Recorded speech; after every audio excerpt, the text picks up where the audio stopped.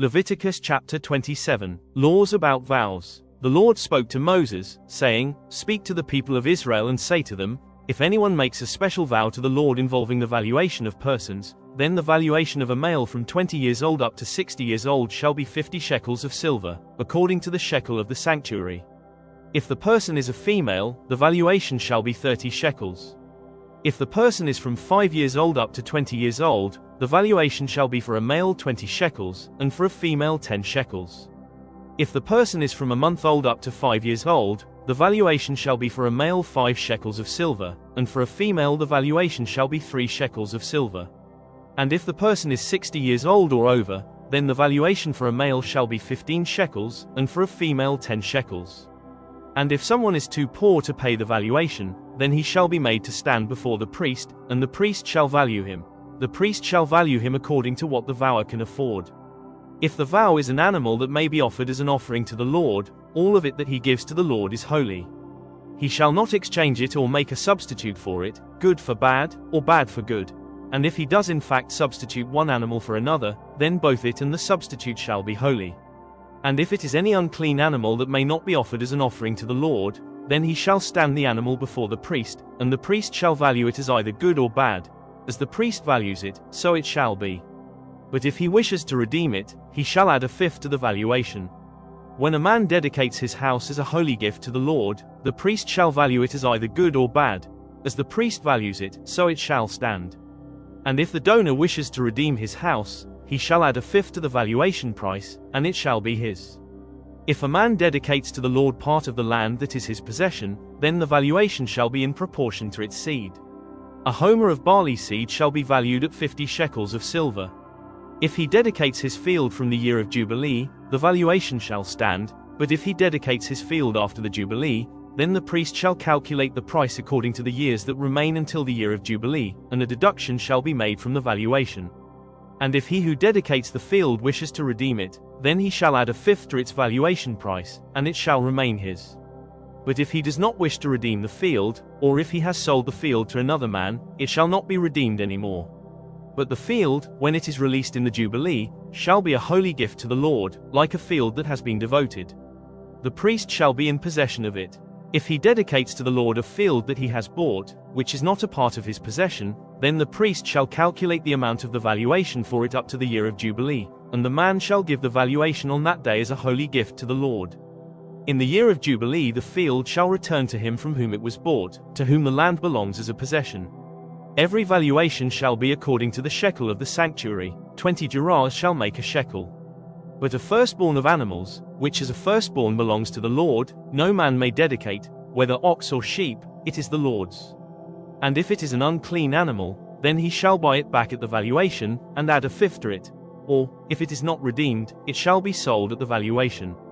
But no devoted thing that a man devotes to the Lord, of anything that he has, whether man or beast, or of his inherited field, shall be sold or redeemed. Every devoted thing is most holy to the Lord.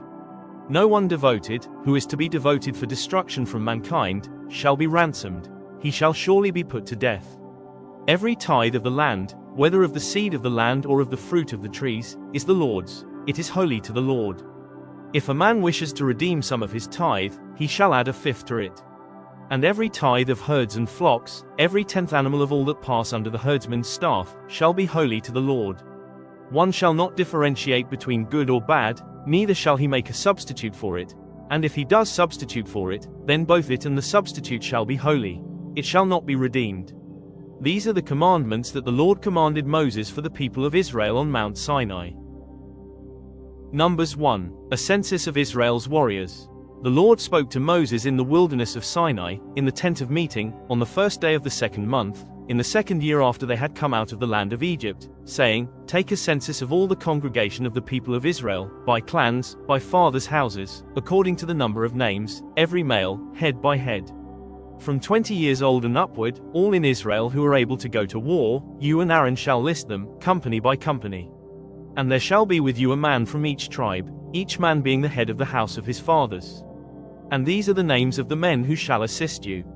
From Reuben, Elizur the son of Shedeur. From Simeon, Shelumiel the son of Zurishaddai. From Judah, Nahshon the son of Amminadab. From Issachar, Nethanel the son of Zur. from Zebulun, Eliab the son of Helon, from the sons of Joseph, from Ephraim, Elishama the son of Ammihud, and from Manasseh, Gamaliel the son of Pedazur, from Benjamin, Abidan the son of Gideoni, from Dan, Ahiezer the son of Ammishaddai, from Asher, Pagiel the son of Ochran, from Gad, Eliasaph the son of Jeuel, from Naphtali, Ahira the son of Enan.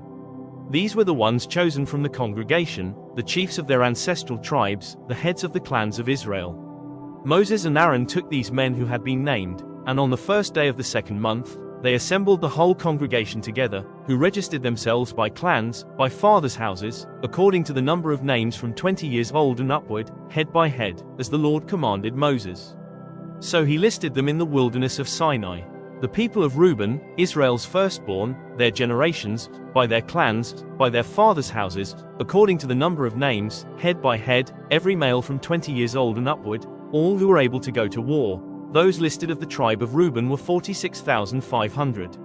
Of the people of Simeon, their generations, by their clans, by their fathers' houses, those of them who were listed, according to the number of names, head by head, every male from 20 years old and upward, all who were able to go to war. Those listed of the tribe of Simeon were 59,300. Of the people of Gad, their generations, by their clans, by their fathers' houses, according to the number of the names, from 20 years old and upward, all who were able to go to war. Those listed of the tribe of Gad were 45,650.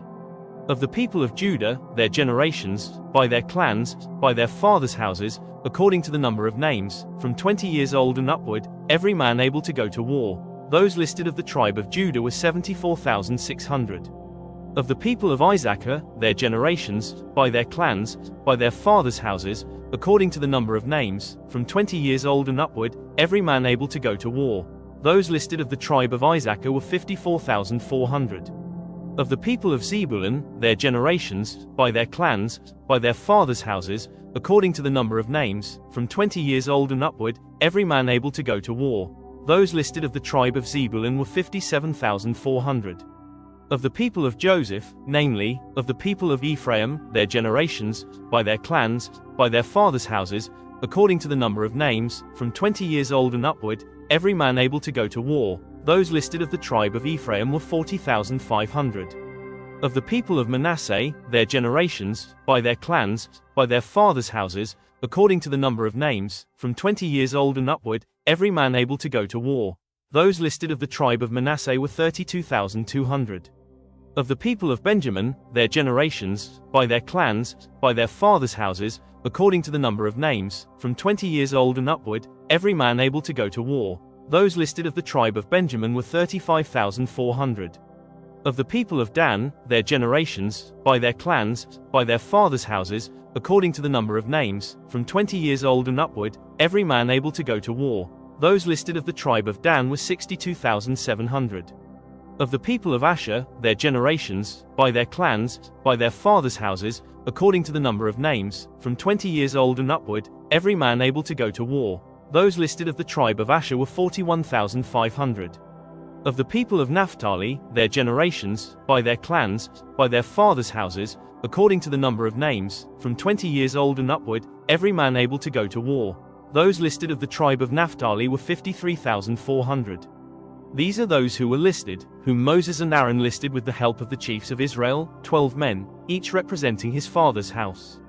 So all those listed of the people of Israel, by their fathers' houses, from 20 years old and upward, every man able to go to war in Israel, all those listed were 603,550. Levites exempted, but the Levites were not listed along with them by their ancestral tribe.